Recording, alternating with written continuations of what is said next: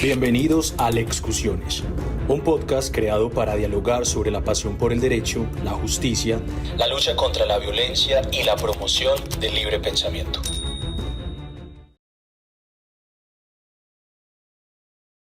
Muy buenos días a todos, bienvenidos a un nuevo episodio de Lexcusiones. El día de hoy nos acompaña la doctora Luisa Borges Terra. Ella es jurista, doctora en Derecho Penal, especialista en Derecho Penal Económico, miembro del Instituto Brasilero de Derecho Penal Económico y de la Sociedad Internacional Germano-Latinoamericana de Ciencias Penales, doctrinante también. Muchas gracias por habernos acompañado, aceptado la invitación, doctora. Y bueno, profesora Luisa, empecemos de una vez con estos temas. Tu tesis fue sobre el delito de blanqueo, así que querría empezar por que le aclararas a quienes vean este podcast, por favor, cuál es el bien jurídico que se ve involucrado en el delito de blanqueo de bienes. Hola, buenos días Jason y a todos que nos escuchan. Muchas gracias por la invitación y por esta oportunidad. Bueno, es una pregunta bastante controvertida y que diversas fueron las tentativas de explicar exactamente cuál sería el bien jurídico en materia de blanqueo. Y antes de explicar probablemente sobre ese tema, hay que entender que el blanqueo fue una creación de una política de perseguir el dinero, de follow the money, buscando hacer con que las personas que cometían actividades ilícitas fueran responsabilizadas por sus delitos antecedentes, porque no se lograba atraparlas en estos delitos, especialmente en la criminalidad organizada y en el narcotráfico, y por ello se crea el blanqueo para impedir que ellas disfrutaran de estas ganancias. Entonces, eso nace en un contexto muy particular y luego se va ampliando. Especial trabajo tiene el GAFI en esta ampliación, el Grupo de Acción Financiera, para con que todos los países pasaran a incluir otros delitos en el rol de delitos antecedentes o delitos fuentes al blanqueo, que hoy en España, que fue mi objeto de estudio, puede ser cualquiera, ¿no? Entonces podemos tener incluso un blanqueo derivado de un delito de estafa, de un delito de hurto, lo que ha vuelto con que ese delito se ampliara y tuviera características muy particulares y problemáticas. Entonces, en un contexto, cuando nace el delito de blanqueo, como está relacionado al narcotráfico, se entendió que el bien jurídico fuera el mismo del delito narcotráfico, con una accesoriedad limitada, muy clavada. Entonces, se entendía que el bien jurídico en materia de blanqueo era la salud pública. Lo que yo comparto mucho con el profesor Sebastian Scherer, y me parece muy cuestionable incluso defender que el narcotráfico tutela la salud pública, cuanto más el blanqueo. Pero eso es un tema para otra oportunidad y seguro el profesor Sebastian podría hablar de eso muchísimo mejor que yo. Luego se empezó a tener cierta particularidad de ver que ese delito se estaba expandiendo, entonces se quita esa naturaleza de salud pública y pasamos a entender que el bien jurídico tutelado es el mismo del delito antecedente.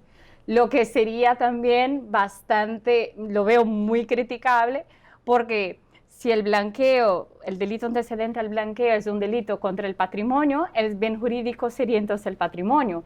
Si es un delito contra la vida mediante una paga, sería la propia vida. Y tendríamos así un delito que tutela absolutamente todos los delitos antecedentes, todos los bienes jurídicos del Código Penal, lo que me parece también bastante criticable. Luego pasaron entonces a entender que quizás el blanqueo podría tener una característica de tutelar el orden socioeconómico, porque afecta, y dentro del orden socioeconómico vamos a tener varias posturas: la libre competencia, tenemos gente que dice que es la eficacia y la solidez económica, que el propio orden socioeconómico en sentido lato sensu. Luego otras personas pasaron a decir que el bien jurídico protegido podría ser también la administración de justicia, que también es un bien jurídico un poco criticable, pero no me voy a meter ahí. Pero ¿por qué la administración de justicia? Porque al momento que yo realizo un acto de blanqueo, yo impido la averiguación y persecución del delito antecedente. y con eso hace con que sea más difícil que se descubra el delito antecedente.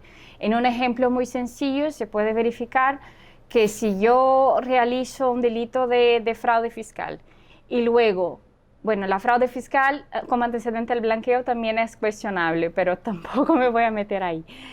Pero y con eso realizo un acto de blanqueo, quizás sea mucho más difícil averiguar que yo he cometido el primer delito. Y con sucesivas transformaciones, inversiones y cambios y transferencias e inversiones, puedo cambiar tanto este objeto material que ya no se le nota.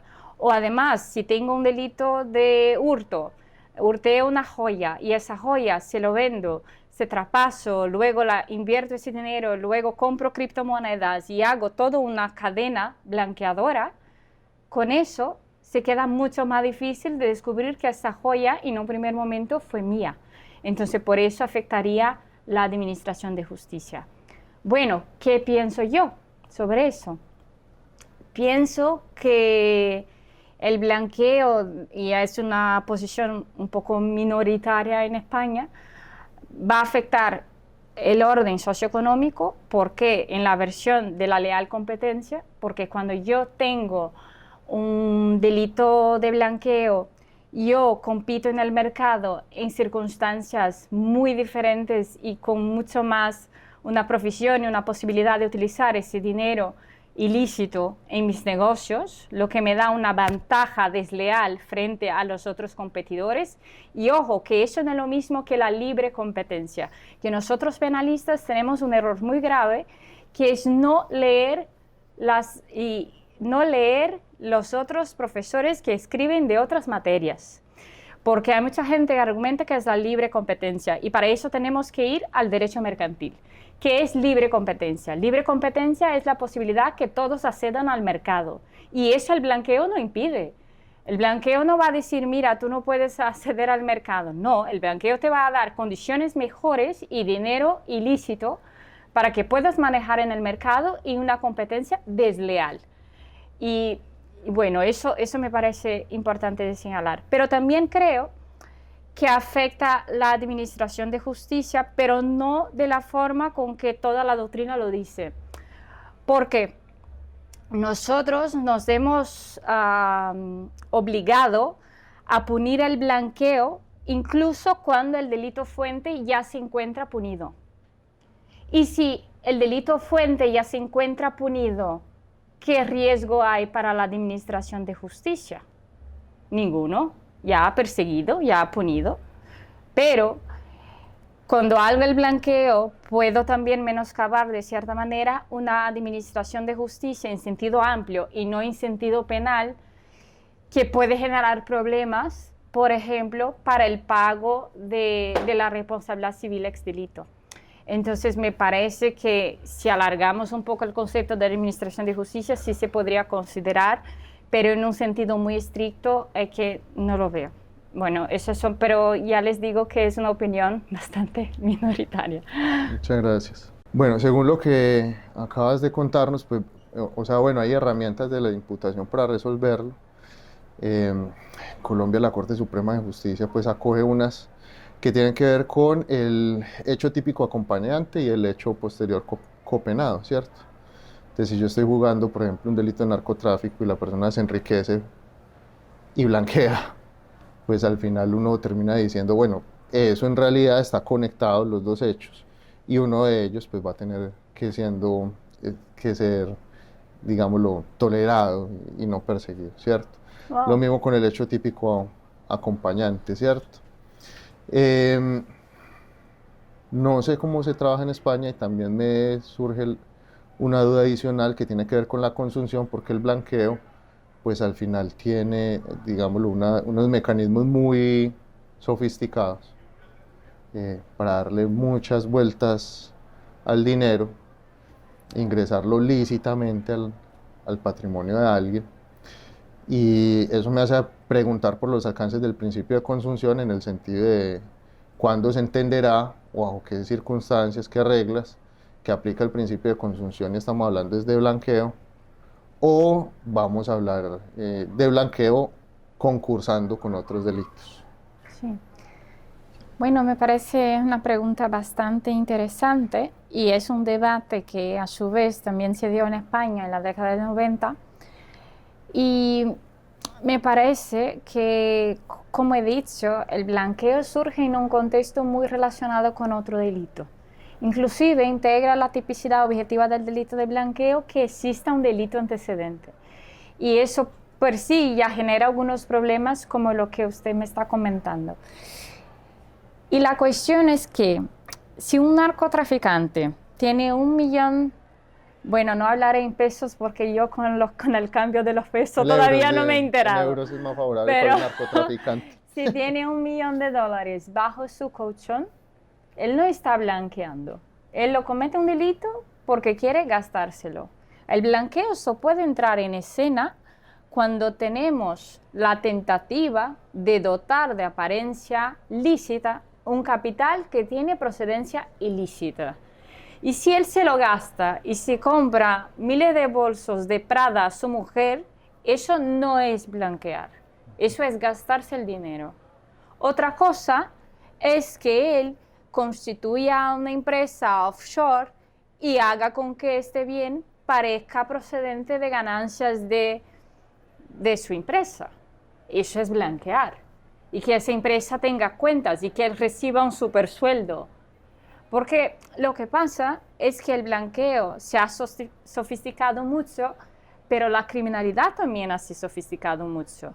Y hoy en día no tenemos, claro, tenemos la criminalidad como, no sé si sería más sencilla la palabra, seguro que no.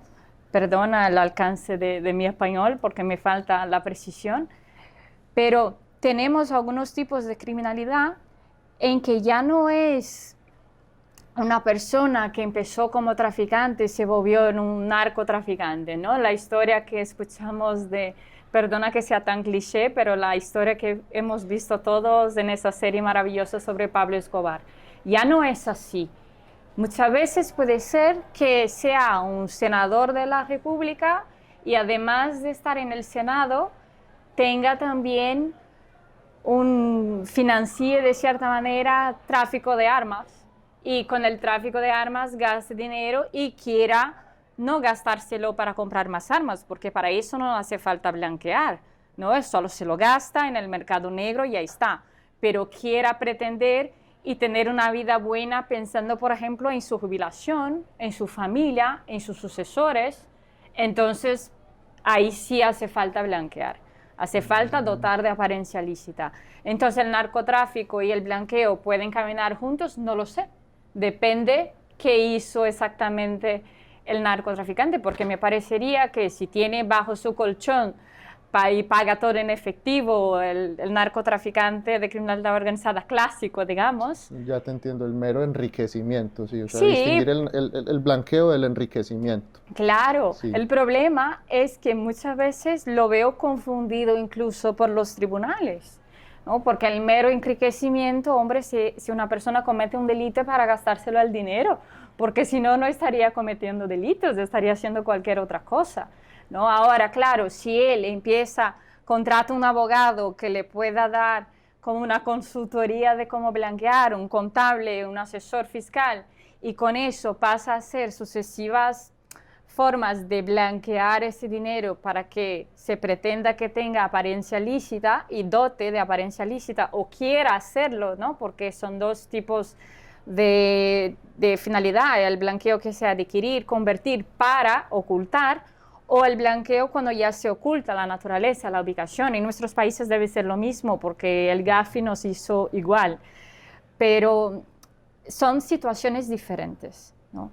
Y sobre la cuestión del principio de consunción también va a depender cuáles fueron las conductas realizadas, ¿no? Yo entiendo que si es un caso, por ejemplo, de una falsificación de documental para que luego este documento se presente a un banco para acreditar la procedencia, yo creo que sí se aplicaría el principio de consunción. Pero puede haber casos en que no se aplica, ¿no? Habría que ver efectivamente caso a caso. Sí, es difícil establecer dónde poner la banderita entre el enriquecimiento ilícito, dónde termina y dónde comienza el blanqueo, ¿cierto? Porque el enriquecimiento pues implica también empezar a realizar transacciones, comprar cosas, etcétera.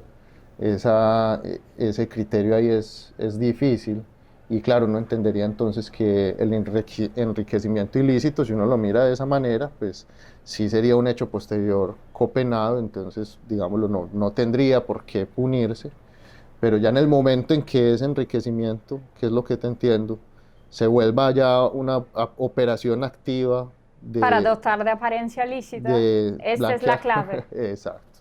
Sí, ya tocará definir en qué momento es que ocurre eso.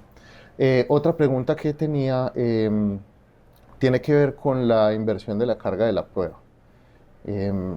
Porque no solamente en España, sino en Colombia y en muchos países respecto a este tipo de delitos, lo que opera o por vía normativa o peor por vía jurisprudencial como ocurre en Colombia, que no debería ocurrir de esa manera, son inversiones de la carga de la prueba donde la persona que está procesada pues tiene que demostrar el origen lícito, etcétera, de ese dinero y demás, y eso genera pues digámoslo una serie de dificultades importantes. ¿Tú qué has podido trabajar al respecto? Sí, sobre eso yo escribí un artículo con el profesor Jordi Nieva y por eso lo menciono para no apropiarme de su, de su propiedad intelectual también, porque es nuestro. Pues hemos hecho un artículo sobre la prueba del delito antecedente, que me parece que es algo muy peligroso bajo el principio de la presunción de inocencia y de cómo se da hoy en día. En un cierto momento en España se confió en la discrecionalidad de los jueces para entender si había o no un delito antecedente, porque recuerden que ya no se exige exactamente la condenación del delito antecedente, ¿no? Cuando eso se pacifica respecto al objeto material del blanqueo, respecto de los bienes, se complica un poco de cómo los tribunales van a hacer una determinación de que hubo un delito antecedente. Entonces, yo creo que ese problema se inicia en lo penal y luego migra para el procesal, porque no tenemos claro en el penal y luego en el procesal se vuelve un gran lío. Entonces, en un primer momento se creyó en la discrecionalidad de los jueces, no funcionó porque teníamos decisiones totalmente dispares, ¿no? Totalmente diferentes respecto a mismos hechos.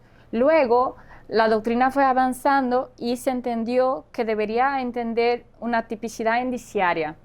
Serían determinar algunos requisitos para que se pudiera entender que hubo la prueba del delito antecedente, por ejemplo. Pero todos estos requisitos conllevan a un gran problema de inversión de la carga de la prueba, porque los requisitos son, por ejemplo, un aumento de capital injustificado o que tenga antecedentes penales, lo que me parece preocupante bajo una perspectiva de un derecho penal de autor, que es algo que nos ha llevado a un sitio muy malo.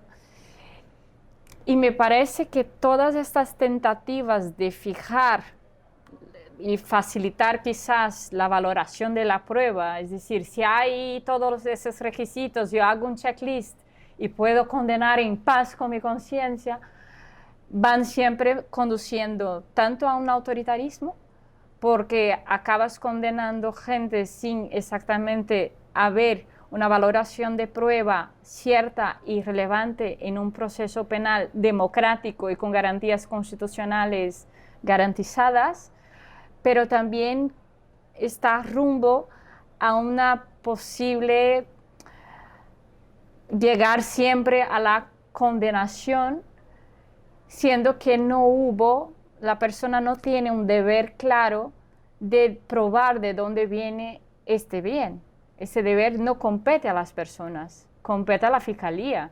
Y si la fiscalía no supo probar, lo siento mucho, tenemos nosotros que convivir con cierta impunidad y convivir con el hecho de que el derecho penal no está aquí para punir. El derecho penal está aquí para garantizar determinadas garantías claras, los derechos que deben ser asegurados en un Estado democrático. Entonces, me parece que eso pasa por una cuestión también que quizás sea moral y que me preocupa mucho la intersección entre la moral y el derecho penal, porque nosotros no sabemos convivir, preferimos desviarnos de nuestros propios derechos y rumbar a un autoritarismo que convivir con el hecho de que desafortunadamente no vamos a probar que todos son culpables. Entonces creo que hay que sacar quizás y trabajar en eso nuestros estudiantes que nos escuchan, entender que en el derecho penal no hay mucho espacio para el moralismo, bajo mi opinión. Y la inversión de la carga de la prueba es algo que es inadmisible, que no comparto. En eso estaría de acuerdo. Agregaría otra cosa que comentábamos ahora y tiene que ver con que también es imposible, o sea, no se puede derivar un deber de la existencia de una norma prohibitiva. Es decir, en términos de teorías de las normas, que sería otra dificultad que hay ahí, en términos de teoría de normas, los deberes pues tienen que estar en la Constitución, en la ley, expresamente, digámoslo, establecidos, y el deber te manda a hacer exactamente la conducta que está ahí consagrada. Acá estaríamos en términos penales haciendo lo contrario, ir de una norma prohibitiva que lo único que te prohíbe es hacer una cosa y que por lo tanto lo que hace es permitir que cualquier otro comportamiento alterno a la norma prohibitiva, pues a la prohibición, sea permitido. Entonces, en ese sentido sería incompatible en teoría de normas uno poder derivar precisamente la existencia de un deber de una prohibición penal como la de realizar el tipo de blanqueo. Y eso también me lleva, digámoslo, a pensar en otra cosa que tocábamos un poco por arriba, y ya tiene que ver en términos de imputación con el dolo por indiferencia. Si se aplica el dolo por indiferencia, el dolo eventual, o en qué sentido es que se aplica a estos casos de blanqueo de bienes.